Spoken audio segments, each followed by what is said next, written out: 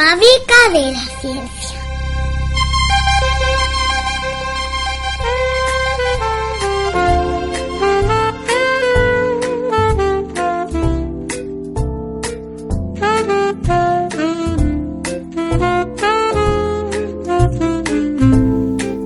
Buenos días, queridos amigos de la Fábrica de la Ciencia. Hoy con nosotros tenemos de nuevo a nuestro amigo y colaborador Carlos González. Muy buenos días, Carlos. Buenos días, queridos amigos. ¿Cómo estáis? Pues muy bien, muy bien. Bueno, nos quedamos en el Voyager 1, ¿verdad? Vamos a seguir hablando de tu vida en la NASA. Y síguenos contando en aquella época qué misiones tenía la NASA en marcha. Bueno, Voyager fue quizá una de las misiones más importantes, si no lo más importante, que ha tenido la NASA a través de muchísimos años. La cantidad de información que han enviado esas dos naves porque todavía siguen recibiéndose, es tan extensa que a los científicos todavía les quedan unos cuantos años para analizarlo todo y sacar los resultados de lo que han encontrado las dos Voyager.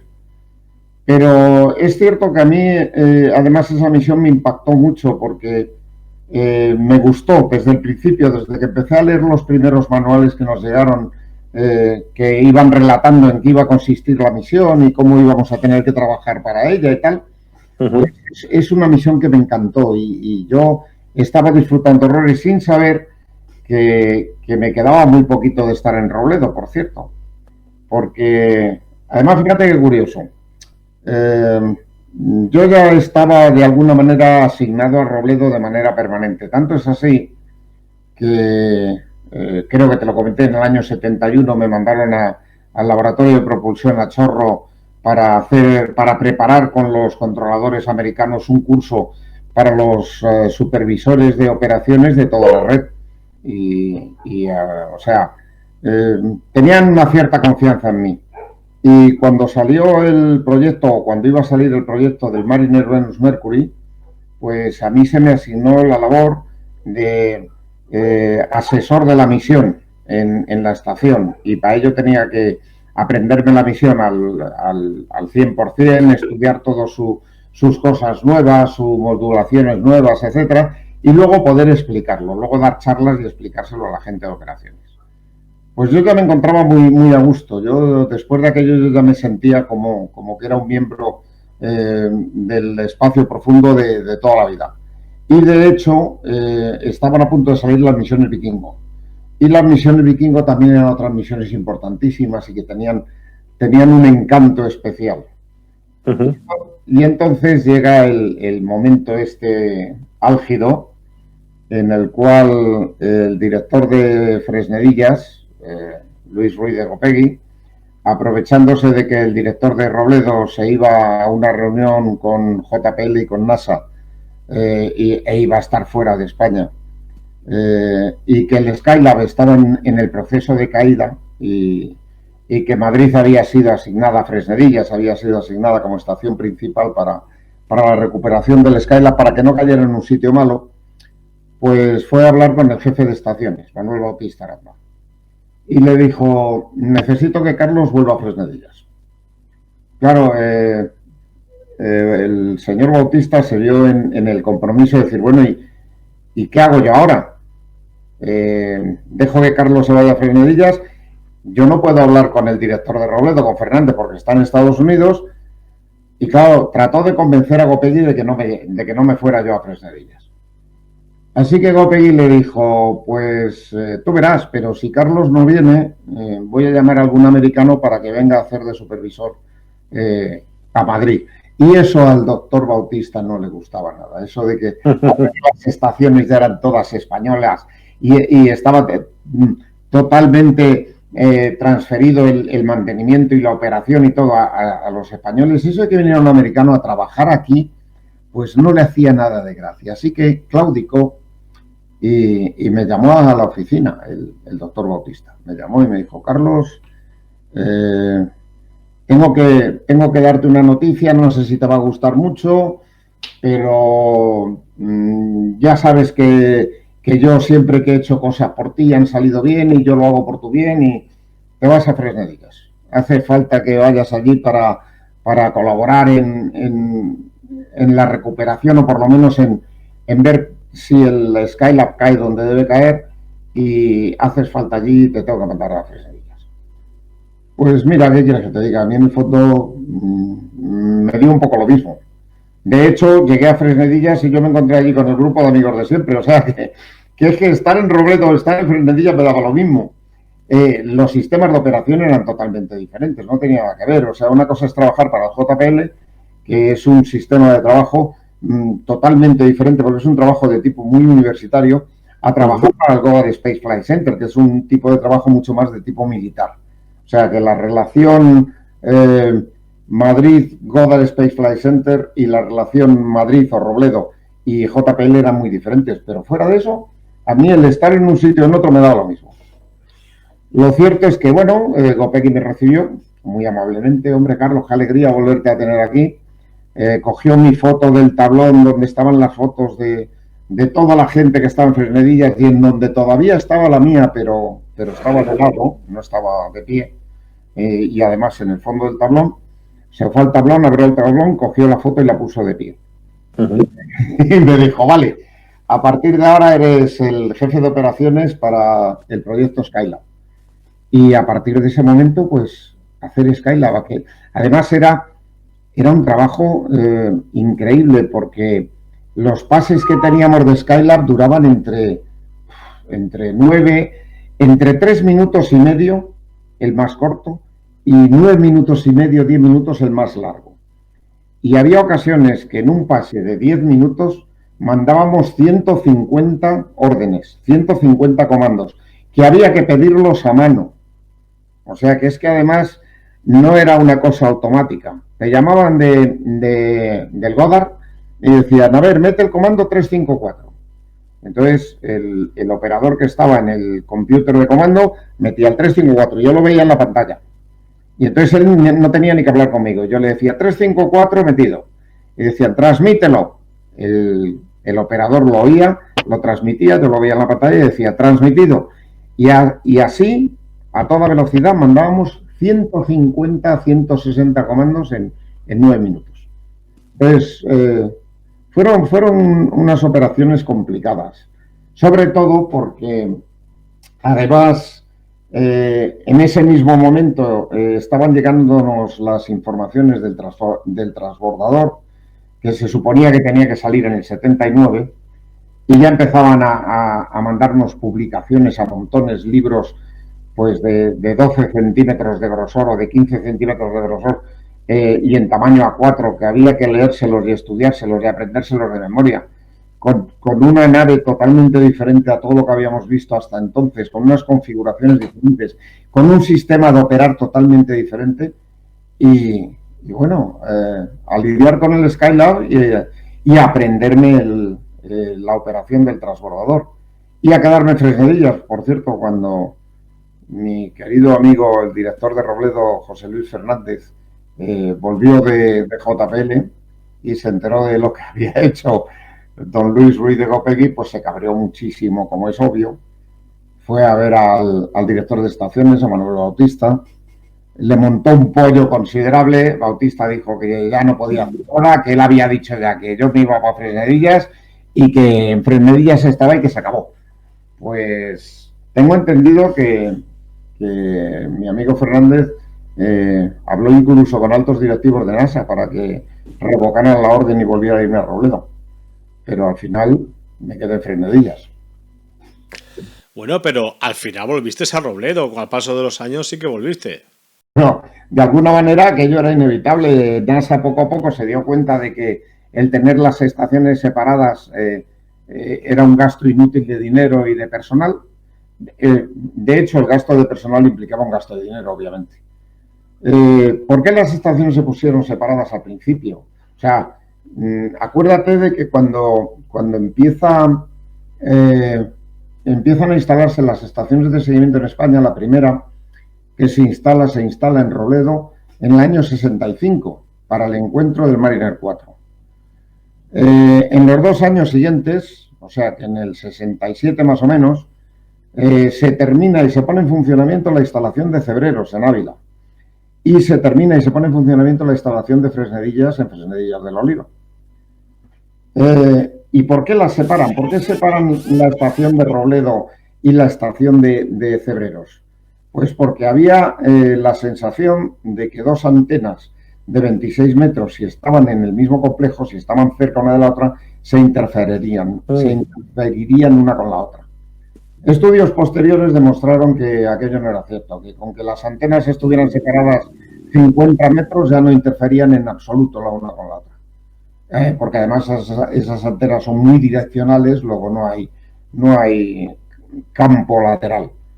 Y entonces fue cuando NASA dijo, bueno, pues si las antenas no se interfieren, la antena nueva de 64 metros que vamos a instalar, la instalamos en Robledo. Ah, pues fenómeno, pues la instalamos en Robledo. Se instala en Robledo. NASA entonces dijo, bueno, y ahora con una antena de 34 y otra de 64, ¿para qué queremos la de Cebreros? Pues para nada, pues Cebreros se cierra. Cerraron Cebreros. En una hábil jugada de mano cedieron todas las infraestructuras y todo al INTA. Y digo una hábil jugada de mano porque el INTA lo aceptó y bueno, ahora esa estación se ha convertido en una estación de la ESA. Pero fíjate qué curioso, en el contrato INTA-NASA hay una cláusula que dice que si en algún momento el contrato se rompe, NASA tiene la obligación de dejar el terreno y tal y como lo encontró antes de empezar a construir absolutamente nada. Es decir, que si el contrato se rompiera, tenían que echar abajo los edificios, demolerlos, desmontar las antenas, llevarse todas las antenas y luego limpiar el terreno, es decir, quitar todo el sistema de hormigonado y todas las infraestructuras y dejar el terreno como estaba. Eso a la NASA le costaba muchísimo más dinero que regalar las infraestructuras al INTA. Que NASA le cedió las infraestructuras al INTA. El INTA dijo que sí. Durante unos años aquello estuvo allí sin valer para nada, pero luego, mira, luego lo ha utilizado la ESA. Y en esta misma tónica, el Goddard Space Flight Center, disculpa, pone en funcionamiento el TDRSS, que era un satélite de comunicaciones, bueno, sigue siendo un satélite de comunicaciones en órbita geoestacionaria que sirve para comunicarse con las sondas y con las naves que están en órbita y que tienen un centro común en Nuevo México. De esa manera, la cantidad de información que se intercambia es muchísimo mayor que con las estaciones terrenas como era la de Robledo y empiezan a perder importancia las estaciones terrenas para cierto tipo de misiones. Entonces, claro, dicen, bueno, pues si ya tenemos el TDRSS, si el transbordador se empieza a comunicar a través del TDRSS que utiliza las estaciones de tierra, ¿para qué queremos Fresnedillas? Y claro, dijeron, bueno, es que sigue habiendo una cantidad tremenda de sondas en órbita terrestre que estudian pues los océanos, los cultivos, la temperatura de la tierra, la temperatura del mar, etcétera, etcétera, que sí necesitan de esa estación terrena, porque no tienen los sistemas de comunicación adecuados para el TDRSS. Así que NASA dijo, pues fenómeno, cojo la estación de Fresnedillas, cojo la antena de 26 metros y me la llevo a Robledo. Como en ese momento en Fresnedillas había dos antenas, estaba la de 26 y una de 9, que había venido de Maspalomas, pues dijeron, con la de 9 seguimos haciendo la operación normal en Fresnedillas, me llevo la 26 a Robledo y cuando esté funcionando en Robledo, cierro Fresnedillas. Así que esa fue otra que me tocó, porque además tuve que coordinar el traslado de las 26 metros.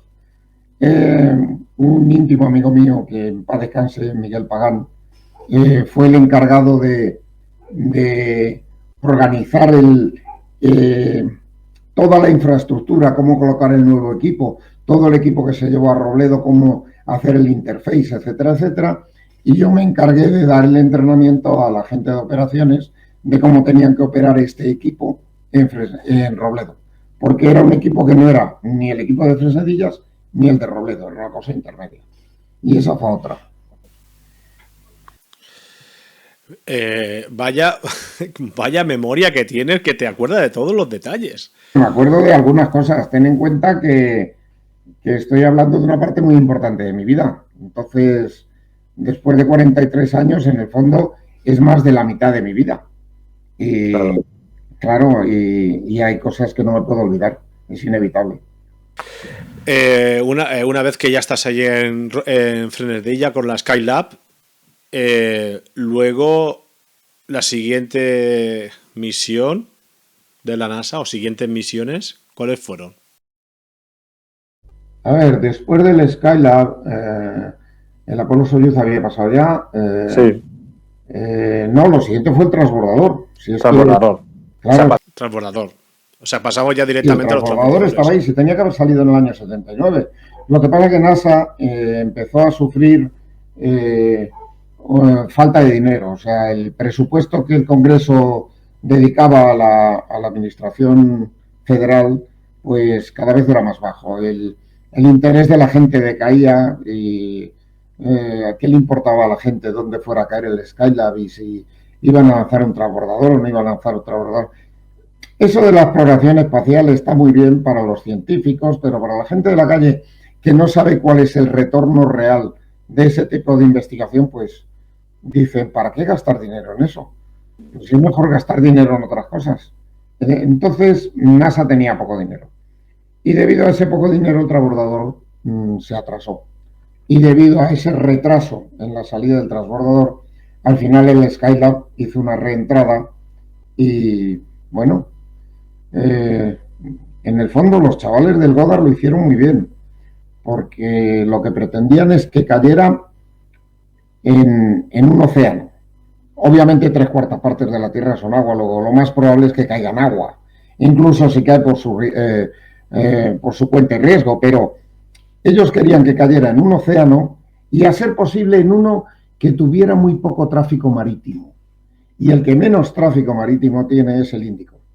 Así que dijeron, pues vamos a ver si conseguimos que el Skylab caiga sobre el Índico.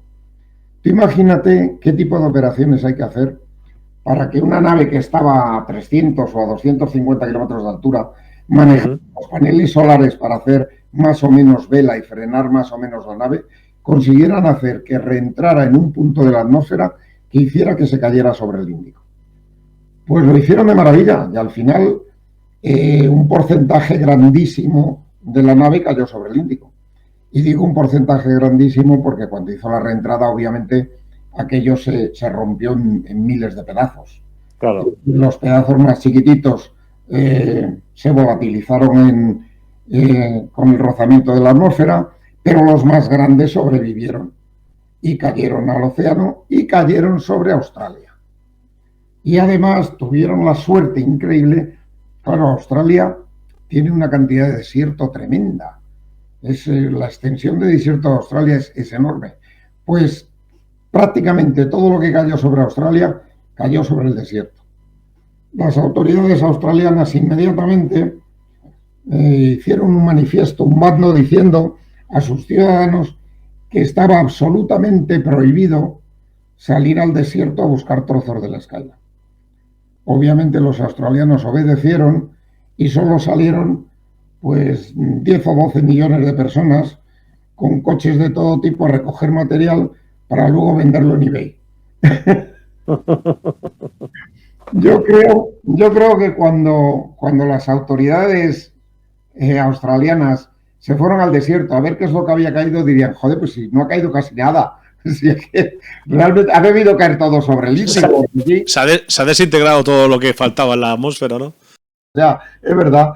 Bueno, pues no. Pues resulta que hay muchos australianos que tienen en su casa un trocito del Skylab o que lo han vendido a través del eBay a coleccionistas. O sea que, al final, bueno, pues el transbordador obviamente siguió su ritmo, ya más lento, porque ya no corría prisa. ¿Qué prisa corría? A ver, lo siguiente que íbamos a hacer era instalar la Estación Espacial Internacional y para eso iba a hacer falta el transbordador. Y luego ya se estaba pensando que para los lanzamientos futuros de sondas interplanetarias, pues lo ideal sería subirlas con el transbordador a una altura de órbita terrestre, a 350 kilómetros, por ejemplo, y luego abrirla en la bahía de carga y que esa sonda que llevaba acoplado un pequeño cohetito la ponían en órbita terrestre y luego ese pequeño cohetito la mandaba al sitio a donde fuera. Y así se hicieron muchas cosas. O sea, el hecho de que el Hubble se pudiera lanzar del transbordador, pues fue un éxito increíble. El Magallanes, el Galileo, se hicieron un montón de lanzamientos. Pero el transbordador ya fue más lento, ya no había tanta prisa. A pesar de ello, el transbordador implicaba una cantidad de trabajo que no habíamos tenido nunca. Era una nave muy compleja, tenía montones de sistemas diferentes de comunicación, la cantidad de datos que transmitía era increíblemente alta y aquello había que aprenderse. Así que para asegurarse de que nos lo aprendíamos, primero nos daban charlas a través de nuestras comunicaciones con Goddard, pero decidieron que iban a hacer un curso en la estación que tenía NASA en las Bermudas y que en ese curso iba a ir gente de toda la red, 2 supervisores de operaciones de cada estación de la red, para demostrar que se habían adquirido los conocimientos adecuados. Así que de la estación de Fresnedillas, pues fui yo. y además se vino con... A las Bermudas, ¿eh? Vaya pillín que te has hecho. En mayo, además en el mes de mayo, yo pensaba, ¡buah! En mayo las Bermudas va a hacer un tiempo, pues no, me cago en 10. Pero bueno, y allí nos tuvieron, pues no recuerdo, 4 semanas haciendo un curso intensivo y luego me cabe el honor de que en el examen final la estación mejor calificada de toda la red fue Madrid, Fresnedillas. O sea, muy bien. Luego ya el transbordador, pues ya sabes, salió en el 81, en abril del 81. ¿Y cuál fuera cuéntanos aquella experiencia, la primera vez que viste salir un pequeño avión, porque realmente no es muy grande, al espacio? Porque eso no tenía nada que ver con lo que se había hecho hasta el momento. Que va, por eso te digo, si es que era todo diferente, era la configuración de la nave, la forma en que enviaba los datos, el número diferente de configuraciones que teníamos que tener en los receptores. Pero aparte de eso, es que la primera misión era lo que se denominaba vuelo de prueba, el STS-1 o STS-1. El Columbia, era un Columbia, y iban solo 2 tripulantes, Neil Young y... me acordaré quién era el otro, porque tengo además una foto suya firmada. Anda. Y era un vuelo de prueba en el cual lo que se iba era a demostrar que el transbordador podía hacer lo que tenía que hacer. Para ello se lanzaba desde Kennedy. La primera estación que lo cogía era Maila, que es la estación del Cabo. Cuando Maila lo abandonaba, lo recogía en las Bermudas, o sea que iba subiendo hacia el Atlántico. Esa además tenía una inclinación bastante alta, me parece que tenía una inclinación de 42 grados, o sea que pasaba prácticamente por encima de Madrid. Y después de las Bermudas había un periodo de tiempo de unos 4 minutos en que no lo cogía nadie y luego lo cogíamos nosotros, luego lo cogía Fresnedillas. Y nosotros lo cogíamos justo antes de que entrara en órbita. O sea que si de cómo lo cogiéramos nosotros dependía de que Goddard diera el permiso para entrar en órbita o no. De que les dijeran a los astronautas, adelante, seguid a órbita. Entonces, llega el día del lanzamiento y la cuenta atrás procede sin ningún problema. La nave despega y en el momento en que la nave está despegando, o sea, liberándose de la plataforma de lanzamiento, la estación de Maila falla. Y falla entera. Y se pierde la comunicación, se pierde todo. Y dicen, ostras, ¿qué hacemos ahora? Pues dice, bueno, no pasa nada porque enseguida lo va a coger las Bermudas. Y ya si lo coge las Bermudas ya sabremos si está todo bien o no está todo bien. Además, mira qué buena pinta tiene, y parece que va por donde tiene que ir. Claro, va para arriba, o sea que pues será que va por donde tiene que ir. Bueno, pues efectivamente lo coge las Bermudas. Bueno, pues se establece la comunicación de voz, empiezan a llegar los datos, qué bien, fenómeno. Bueno, pues a ver, velocidad y posición. Pues fíjate qué curioso que la velocidad y la posición dependían de un equipo que se llamaba el RNI, el Ranging, y en Bermuda había fallado el Ranging. Consecuencia, había comunicación con los astronautas, veían el estatus de la nave, veían todos los datos que se enviaban y todas estas cosas, pero no se sabía dónde estaba la nave. Y claro, entonces decían, bueno, ¿y ahora qué hacemos? Pues hay que esperar a Madrid, no hay más remedio. Así que termina lo de Bermuda, el seguimiento de Bermuda, y quedan esos 4 minutos de lapso ahí, donde no hay comunicación de ningún tipo. Y entonces yo estaba en la consola de operaciones y en ese momento, por la línea de comunicación con Houston, pues oigo una voz que dice Houston, Madrid. Y claro, dicho así parece un poco raro, pero bueno, la gravedad de la voz dependía del grado de posición de la persona que llamaba. Llamaba un controlador, llamaba con una voz normal. Madrid, Houston. Si te llamaba el director de vuelo era ya un más Madrid, Houston. Pero si te llamaba alguien más gordo era algo como Madrid, Houston. Y así fue exactamente como llamaron. Y dije, ostras, ¿quién será este? Este tiene que estar muy gordo. Así que le contesto, digo Madrid. Y me pregunta, ¿estáis preparados para coger el transbordador? ¿Está vuestro equipo bien? ¿Está todo el mundo preparado y tal? Y yo le contesté, pues, con un simple afirmativo. Además, y no hizo falta decir nada más. Me dijo, ok, coged el pájaro. Y pum. Y las líneas de voz se quedaron totalmente en silencio, pero en un silencio sepulcral. Y todo el mundo esperando. Nuestra antena mirando al horizonte por donde se suponía que iba a salir. Y a la hora justa, minuto justo y segundo justo en que esperábamos que saliera, y por el sitio que dijeron, STS-1, your go for orbit. O sea que adelante, entrad en órbita. O sea que esa fue una experiencia muy buena, porque además nos salió todo de maravilla. En esos 4 o 5 días que estuvo aquello volando, no tuvimos ni un solo fallo en Madrid, ni uno solo. Salió todo perfecto. Y qué bien. Tanto es así que luego, como regalo por lo bien que lo habíamos hecho, porque en el fondo no es una labor mía, es una labor de equipo, pero bueno, quizá como representante de la estación, a mí me regalaron un diploma con una bandera americana que había volado a bordo del STS-1 y con la firma de los 2 astronautas. Qué bien. Claro, has dicho que todo el protocolo cambiaba con los transbordadores. La comunicación, una vez que estaban los astronautas en el espacio, también cambiaba, seguro. ¿Te refieres a la comunicación de voz? Sí. No, bueno, no. La comunicación en todos los sentidos, tanto de voz como de... Por supuesto. Eso por supuesto. De comandos, todo. Hay mucha diferencia de cuando empieza la carrera espacial a la época de la que estamos hablando. Estamos hablando del año 81. O sea, las comunicaciones, cuando se lanzó el Pionero 6 y el Pionero 7, eran algo así como que los comandos se mandaban a 1 bitio por segundo.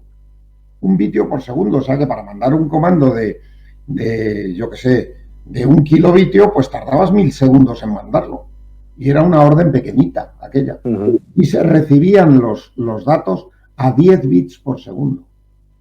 Y ahora pasamos a una nave poco a poco, conforme va avanzando el tiempo, las naves se hacen cada vez más complejas, cada vez se reciben más cantidad de datos, las líneas de comunicación entre Madrid y los Estados Unidos mejoran, se consiguen más ancho de banda, más velocidad de transmisión, y al final, ¿qué ocurre? Pues que cuando ya llega el transbordador, la voz de Houston de los astronautas sigue siendo prácticamente igual que la del Apolo, pero luego había una soportadora de comando para mandar órdenes, una soportadora de ranging para verificar distancia y velocidad, y en la bajada había 2 señales de telemetría y una señal en FM, que lo que se hacía con eso es que todo lo que ocurría dentro de la nave en los periodos en que no había comunicación con tierra se grababa. Y luego toda esa grabación, en el momento en que lo adquiría una estación terrena, se lanzaba por esa señal de FM. Y claro, recibíamos 5 cosas a la vez, cosas complicadas, teníamos que tener todo el equipo en funcionamiento, los ordenadores se volvían locos y luego terminaba el seguimiento y la cantidad de datos que habíamos recibido era tan grande que en el periodo que había entre ese final y el siguiente pase, hacíamos playback de todo lo que no se había podido mandar en tiempo real. O sea, fue agotador. El transbordador fue una misión agotadora. Bueno, Carlos, lo vamos a dejar aquí. Ahora las entrevistas serán un poquito más cortas que lo de lo habitual. Como ya sabes, la Fábrica de la Ciencia está haciendo cambios y vamos a hacer una especie de magazine de la ciencia. Incluiremos entrevistas más cortas. Si el invitado quiere que sean más largas, pues se puede hacer. Pero bueno, con que estoy todavía con las pruebas, vamos a ir haciéndolo poco a poco. La semana que viene o la siguiente, si puedes, continuamos con tu vida en la NASA, ¿vale? Y nada, y decirte que estamos preparando, estoy preparando otro gran encuentro de genios del espacio, que estás invitado, ¿verdad? Y decirte que sepas que muchos oyentes me están pidiendo a diario que cuándo va a volver Carlos. Lo que lamento es que tenga esta voz tan horrorosa, pero... No, tranquilo. Si no, no serías Carlos. Muchísimas gracias, Carlos, y hasta la próxima. Ha sido un placer, ya lo sabes.